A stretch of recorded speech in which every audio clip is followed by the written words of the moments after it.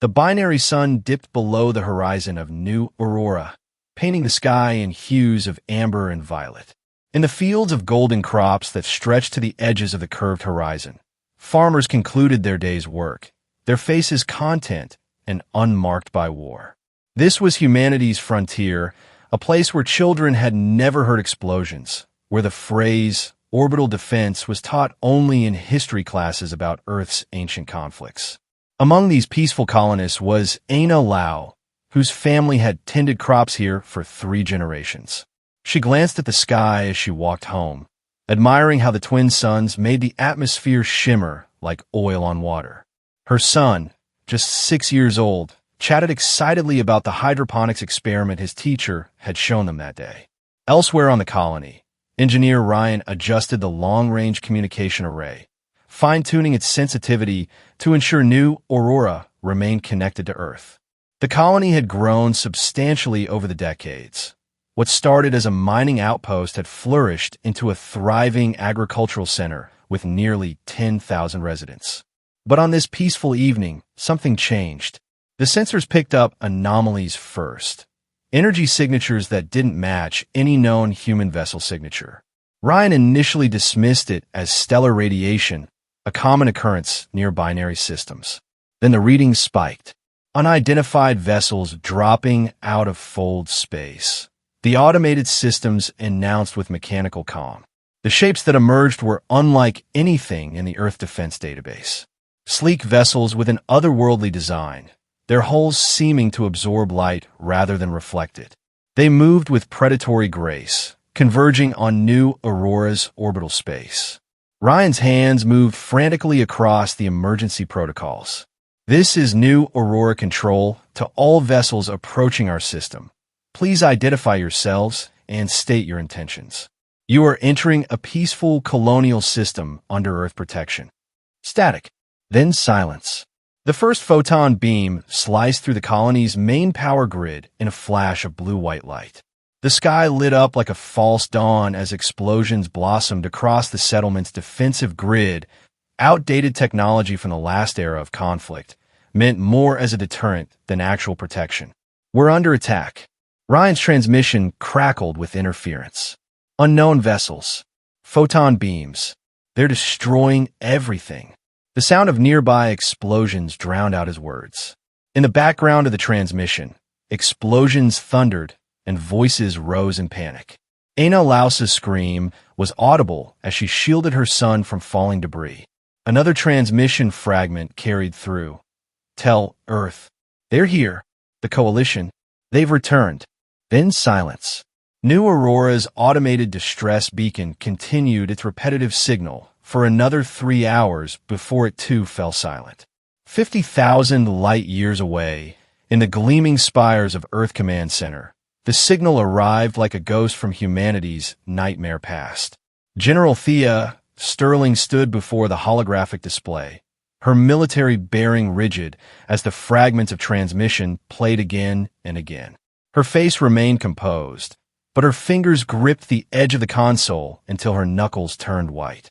The Outer Rim Coalition, she murmured, her voice barely above a whisper.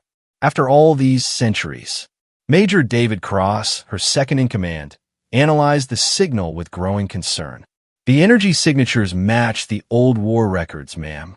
Photon beam technology from the Coalition era. But that's impossible. They were completely defeated in the last war. The council chamber of Earth's unified government erupted in debate as Thea presented her case. Representatives from various colonies argued back and forth, their voices echoing in the vast hall. It's been 300 years since the Coalition Wars, argued Councillor Zhang. More likely, this is some rogue pirate faction using stolen technology. Pirates don't have photon beams, Thea countered firmly. Pirates don't organize fleet-level attacks. We're looking at something far more serious. We shouldn't jump to conclusions, insisted Councillor Adebayo. New Aurora was just one colony, a frontier settlement barely rated for minimal defense. Perhaps we send a small reconnaissance force. Thea's eyes blazed. Every second we delay could mean another colony becomes a new graveyard. I request permission to mobilize the 7th Fleet for immediate deployment. After hours of debate, the Council reluctantly agreed to a compromise. Thea would lead a reconnaissance mission with a limited force, 15 destroyers and 3 carriers. The rest of Earth's defense forces would remain on high alert but stationed at home. As Thea prepared her personnel, she pulled Major Cross aside. "David, are you familiar with the Aegis Project?" The young officer frowned. "The archive's classified. Above my clearance, ma'am." "It's time you learned about humanity's dark secret," Thea said grimly. "If we encounter what I suspect we might, you'll need to understand what we're capable of." The journey to New Aurora took 3 standard days at maximum fold speed. Each jump through hyperspace felt longer than the last as tension mounted aboard the United Earthship Sentinel and its escort fleet. When they finally dropped back into normal space at the edge of the New Aurora system, the sight that greeted them turned stomachs across 15 warships. New Aurora was dying. Its atmosphere was torn and bleeding into space, venting precious oxygen through massive tears. The surface glowed with the heat of continued bombardment. What had once been neat agricultural zones were now smoking craters. The capital city, Harmony, was completely gone, replaced by a glass-smooth depression where temperatures had reached 3,000 degrees. "Scan for survivors," Thea ordered, her voice steady despite the devastation before them. "Ma'am," the sensor officer reported after long minutes, "I'm detecting some life signs in the underground shelters. Maybe a few hundred people. Get our medical teams ready for deployment. Major Cross, I want those energy signatures analyzed. Someone or something did this, and I want to know where they went." As rescue operations began, David Cross's team discovered something among the wreckage that made him call Thea immediately. "Ma'am, you need to see this." In a partially intact data center, they found it, a Coalition war standard, its black and silver pattern unmistakable. But more importantly, they found a data crystal still intact. The sensor logs from the orbital defense station, Cross explained, inserting the crystal into a portable reader. They captured everything. The holographic replay showed the attack in grim detail. But it also revealed something else. Star charts displaying not just New Aurora, but dozens of other Earth colonies along the frontier, each marked with the same symbol that had once terrified humanity during the dark days of the Coalition Wars. They're planning a full campaign, Thea realized. New Aurora was just the beginning. Before they could report this discovery to Earth, proximity alarms blared across all 15 ships of the reconnaissance fleet. "Contact! Multiple vessels dropping out of fold space," the sensor operator called out. Coalition signatures confirmed. Through the viewports, they could see them, sleek ships emerging from brilliant flashes of light. 25 of them, each somehow more advanced than anything in Earth's current arsenal. All ships, defensive formation Omega. Charge weapons, but do not fire until fired upon. We need to gather intelligence. The Coalition vessels arranged themselves in a complex pattern, clearly demonstrating tactical superiority. They waited, as if savoring the moment. "Major, open all channels. Let's see if they're willing to talk." Before Cross could comply, a crackling transmission burst through their systems. The voice that spoke was deep, resonant, and filled with arrogance. "Humans," the voice belonging to Lord Varthan announced, "you have grown soft in your peace. Your colonies are weak. Your fleets are antiquated. We return to remind you of terror." "This is General Thea Sterling of the United Earth Defense Force," Thea responded. "You have committed an act of war against humanity by destroying New Aurora. Surrender immediately or face the consequences." Varthan's laughter was cold. "Consequences? From you? Your history files forgot too much, General. Allow me to educate you." The first volley came without further warning. Photon beams, invisible save for their devastating effects, struck the Earth destroyers. 3 ships disappeared in nuclear fire before they could even raise shields. The remaining ships scattered, trying to implement evasive maneuvers designed for different enemies, different technologies. The battle that followed was a brutal lesson in technological disparity. Earth's quantum torpedoes exploded harmlessly against Coalition shields. Coalition weapons carved through Earth armor like it was atmospheric shielding. In 27 minutes, the reconnaissance fleet was reduced to 9 operational ships. The flagship Sentinel itself bore scars that went through 3 decks. 53 crew members had died. 107 were wounded. Fold jump, Thea ordered. All ships, emergency fold jump to rally point Gamma. As they fled the system, Vardhan's final words haunted their speakers. Run, little humans. Tell your council, we are coming for everything you have built. The reception on Earth was mixed with disbelief and growing panic. The council, faced with irrefutable evidence and the testimony of survivors from the battle, could no longer deny the threat. You're absolutely certain this is the coalition? Councillor Zhang demanded, reviewing the battle. Recordings for the 5th time. The evidence is overwhelming, Thea responded.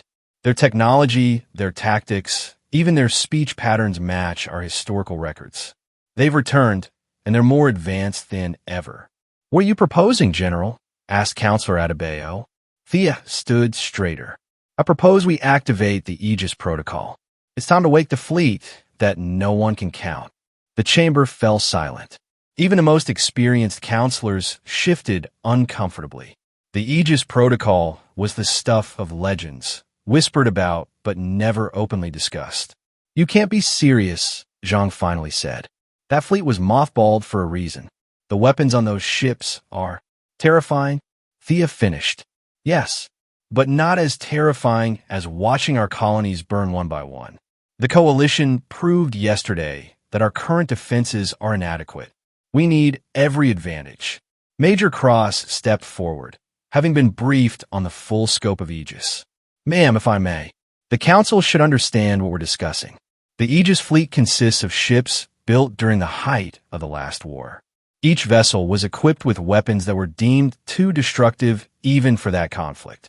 They were hidden across the solar system and beyond, powered down but maintained by automated systems. How many ships are we talking about? Asked another counselor. Thea's answer made the chamber collectively hold its breath. Conservative estimates put the number at 75,000. The vote was neither unanimous nor quick. Debates raged for hours as news of New Aurora's destruction spread across Earth's population. Public opinion crystallized quickly. Revenge mixed with fear created a potent motivation for action. When the final vote came, it passed with a narrow margin. The Aegis Protocol was activated. Across the solar system, ancient commands awakened dormant systems. On the far side of the moon, vast hangar doors hidden beneath centuries of dust began to open, revealing rows upon rows of warships, each the size of a small city. In the asteroid belt, hidden facilities powered up their reactors. Even in the distant Kuiper belt, stations that had been silent for generations buzzed with renewed activity. The ships that emerged from storage were anachronisms, massive, heavily armored dreadnoughts from an age when wars were measured in decades and victories counted in sterilized worlds. Unlike the modern sleek designs focused on speed and efficiency, these vessels prioritized firepower and endurance. Some mounted weapons that had been banned by treaty for 3 centuries. As the ancient fleet slowly gathered, Thea prepared Earth's current forces for the largest mobilization since the Unification Wars. Every major shipyard across the solar system worked 24-hour shifts to retrofit vessels for combat. Civilian ships were conscripted and converted to support roles.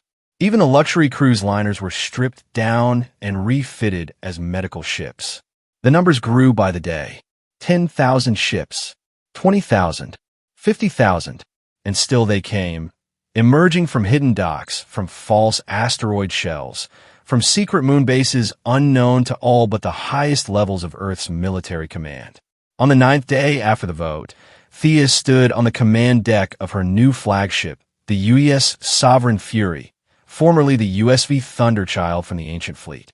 The bridge was cavernous, built to accommodate a crew 3 times the size of modern ships. Her command crew was dwarfed by their workstations, each position designed to coordinate multiple weapon systems that were overkill even by ancient war standards. Ma'am, Major Cross reported, having adapted to his role as her executive officer aboard this massive warship. The last of the Aegis vessels have completed power-up procedures. Total fleet strength now stands at 77,547 ships.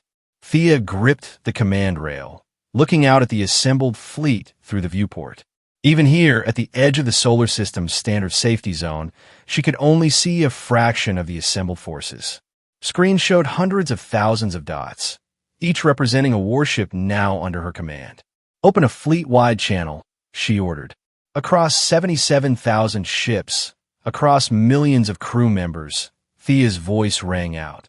"This is General Sterling. We face an enemy who thought mankind had grown weak, who believed our peace had made us vulnerable. They destroyed New Aurora. They threatened every human life beyond Earth. Today, we prove them wrong. Today, we remind the galaxy why humanity survived the darkest wars. Today, we launched the largest fleet in recorded galactic history. For Earth. For humanity. For those we've lost." The response was not a cheer, but something more primal, a battle cry that seemed to make space itself tremble. The strategy was simple in concept, complex in execution. Rather than wait for the coalition to strike additional colonies, Earth's massive fleet would seek them out. The loss of New Aurora had provided one advantage: sensor data capturing fold space signatures that could be tracked back to their source. "Plot a course for the Ranora Nebula," Thea commanded. "That's where our tracking data suggests they're staging from. We'll bring the fight to them." The mobilization of 77,000 warships was an undertaking that tested even Earth's most advanced logistics. Ships needed different routes to avoid gravitational anomalies. The largest vessels required weeks to reach full fold speed. Supply lines stretched across light years. Coordination of such a force pushed Earth's quantum communication network to its limits. But for all its challenges, the sight of the fleet massing at the edge of the system sparked something in humanity's spirit that hadn't been seen in generations. Real-time communications showed colonists watching from their settlements, crowds gathering on Earth to witness departure ceremonies. Veterans who had only heard stories of the last war now saw ships that had fought in those legendary battles coming back to life. "Remember," Thea addressed her bridge crew as they prepared for the first mass jump. "The coalition will have scouts. They know something's different when their patrols stop reporting. What they don't know is the scale of our response. When we arrive at Ranora Nebula, we won't announce ourselves. We'll let our presence speak louder than any words." The fold jump calculations for such a massive fleet took 6 hours. When the order finally came, it did so with precision developed over 3 months of intensive joint training between ancient Aegis crews brought out of cryosleep and new volunteer forces. Space twisted, light bent, and 77,000 warships vanished from the solar system, leaving behind only ripples in fold space that would be studied by Earth scientists for years to come. At the Ranora Nebula, coalition forces maintained a sprawling installation that served as both shipyard and staging area. VAR then reviewed reports of increasing communications blackouts for frontier outposts. The humans had struck back after their initial bloodying, that much was clear. But their limited reconnaissance fleet had been decimated. How much resistance could they possibly mount? "My lord," a subordinate reported, "our deep space sensors are detecting fold space disturbances. Multiple signatures. The humans return for more punishment?" VAR then sneered. "How many ships this time? Should we ready our patrol squadron?" The sensor operator worked frantically, the readings climbing at an impossible rate. "My lord, the signatures. They keep coming. 1,500, 4,000, 10,000. They're still arriving. The readings must be wrong. The scale."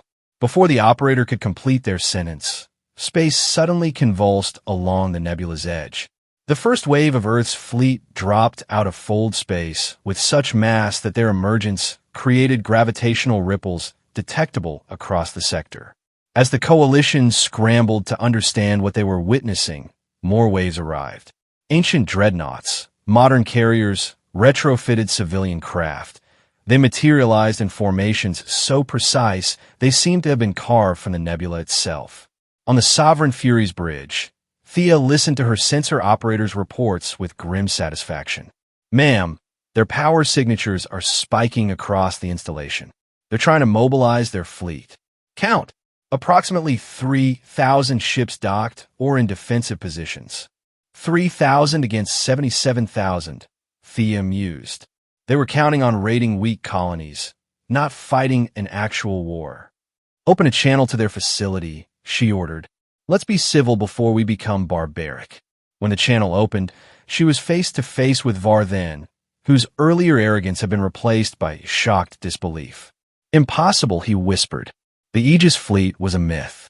Those ships were destroyed centuries ago. Lord Varthan, Thea said calmly, I am General Thea Sterling. You will surrender your forces immediately. You have 1 hour to decide if you want your name remembered in history or scattered across this nebula. Varthan's shock hardened back into rage. You think numbers alone will save you? Your ancient ships cannot match our technology.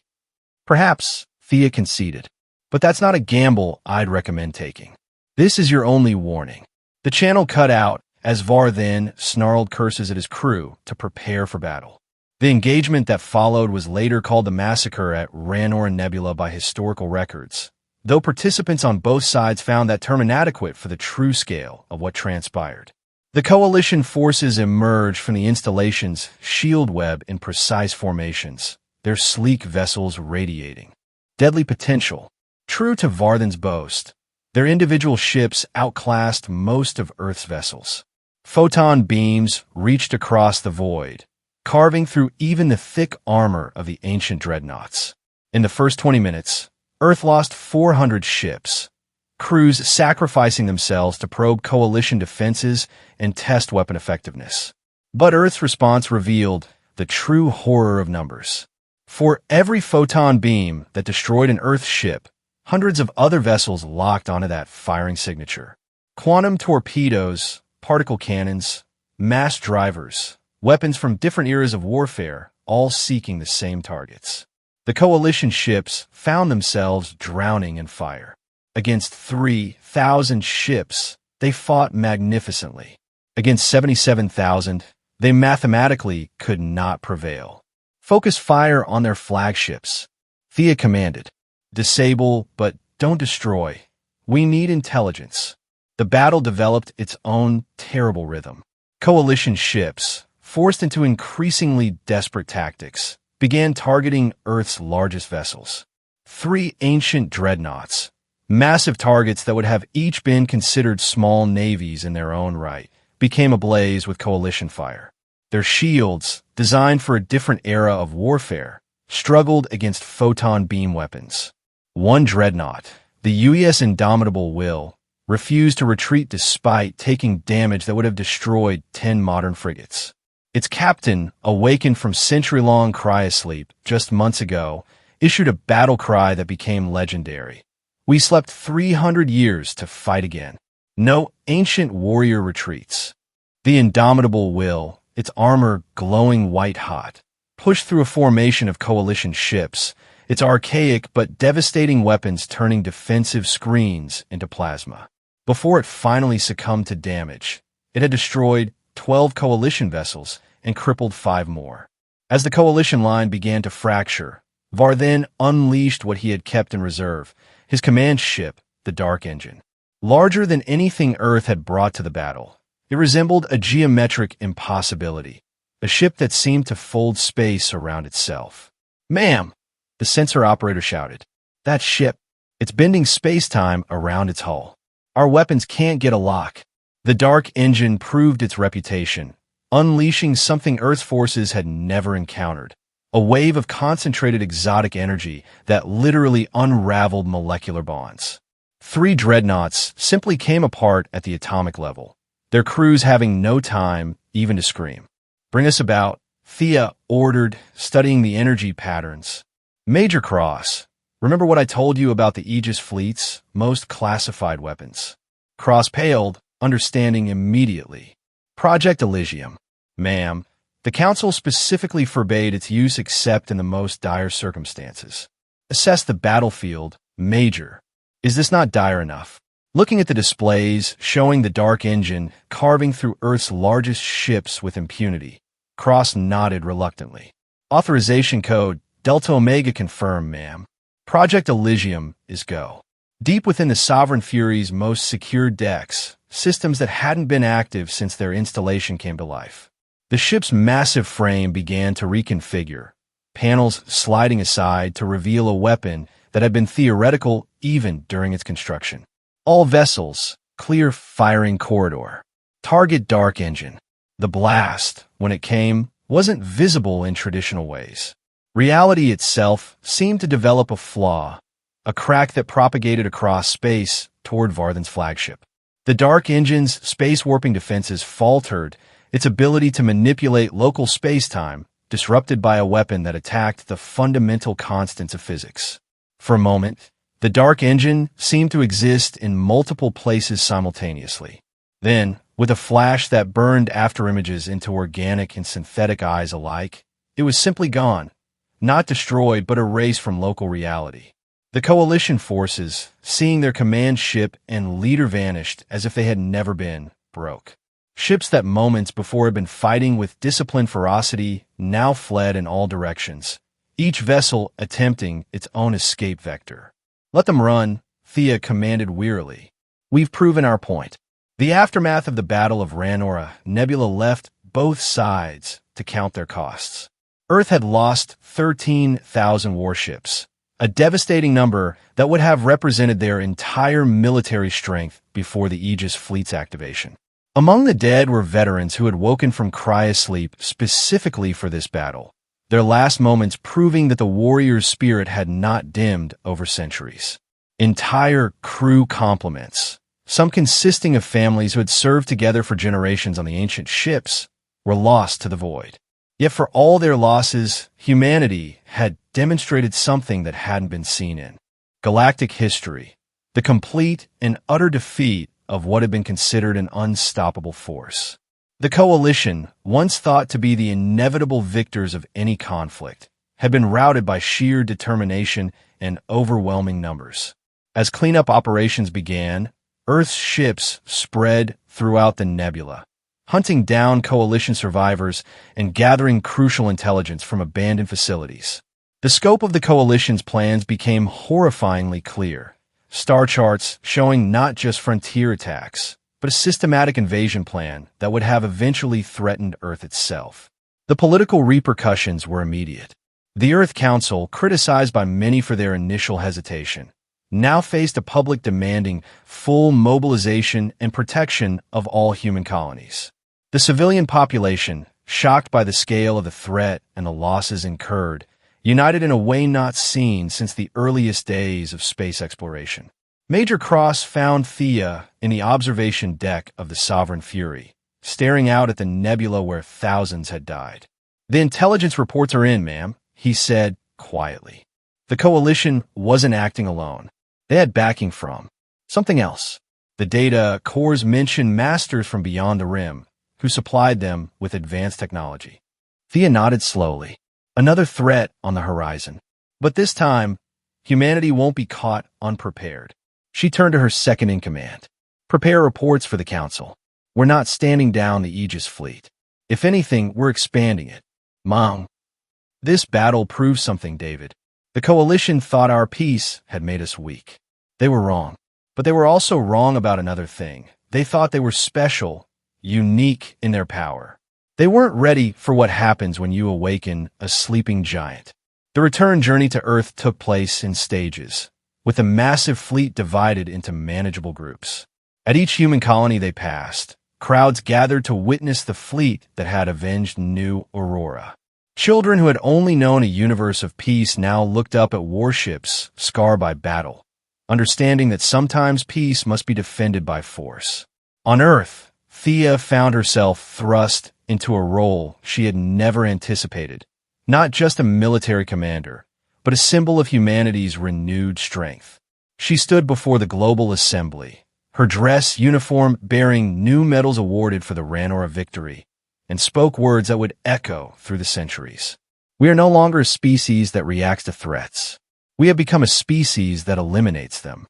Let it be known throughout the galaxy. Humanity protects its own. Attack one human colony, and you fight all of humanity. The restructuring of Earth's military doctrine following Ranora resembled a revolution. The aged concept of colonial defense was replaced by the doctrine of sword and shield. Existing forces would protect the core worlds while newly commissioned fleets would hunt threats at their source. Major Cross, promoted to general for his role in the battle, took command of the newly formed Frontier Operations Force. His first task was establishing a network of scout vessels throughout the outer regions, ensuring that no buildup of hostile forces could go undetected. But for all the celebrations of victory and promises of vigilance, darker elements stirred in Earth's scientific community. The use of Project Elysium had raised questions about the nature of reality itself. Some scientists worried about the long-term effects of weapons that could manipulate space-time. Others pressed for even more devastating developments, arguing that if such enemies existed, humanity needed every possible advantage. 5 years after Ranora, as Thea stood once again in the observation deck of a ship patrolling the frontier, her AI assistant provided an update that both pleased and disturbed her. Current fleet status: 125,000 active warships, with 30,000 in reserve status. 47 colonies have been established on abandoned coalition worlds. No major threats detected, though increased signal activity from the unknown zone continues to show interesting patterns. The unknown zone, that great galactic region where even the coalition had feared to venture. If Varthan's masters truly did come from there, then Ranora had been merely an opening skirmish. Keep monitoring, Thea ordered, and maintain full readiness across all fleets. As if in response to her concerns, a young communications officer approached. General Sterling? We've received an unusual transmission from the Deep Space Monitoring Station. It's repeating the same phrase over and over in multiple languages. What's the phrase? The officer's voice quavered slightly. They thought it was just a galaxy. Humanity responded with a universe no one could count. Thea felt a chill. Someone, somewhere was watching. They had learned from the coalition's mistake, but they were also preparing. The age of naive peace was truly over. Sound general quarters, she commanded. All fleets, combat readiness. Whatever's coming next, humanity will meet it with eyes wide open. As alarms echoed through the ship and across the human fleet dispersed throughout space, Thea reflected on how much had changed. They were no longer the species that reacted to threats with proportional force. They had become something else, a civilization that, when provoked, would bring overwhelming power to bear. In the depths of space, ancient weapons continued to hum with maintained readiness. On Earth and across hundreds of colonies, citizens went about their lives knowing that somewhere, fleets larger than any empire's entire navy stood guard. The coalition had thought humanity was weak because of its peace. They had learned, too late, that peace was merely humanity's preferred state, not its only state. And somewhere in the unknown zone, entities that had watched the Battle of Ranora with great interest began to recalculate their assessments of this species that could mobilize such overwhelming force. Perhaps a different approach would be needed.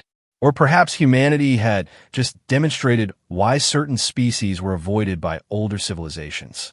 On the frontier colony of New Hope, built on the ruins of New Aurora, children learned a new history. The age of expansion and discovery had given way to the age of vigilance and strength. Peace would still be humanity's goal, but it would be backed by fleets that no enemy could count, weapons that no doctrine could prepare for, and a determination forged in the furnaces of Ranora. They thought it was just a colony. They were wrong about everything that followed.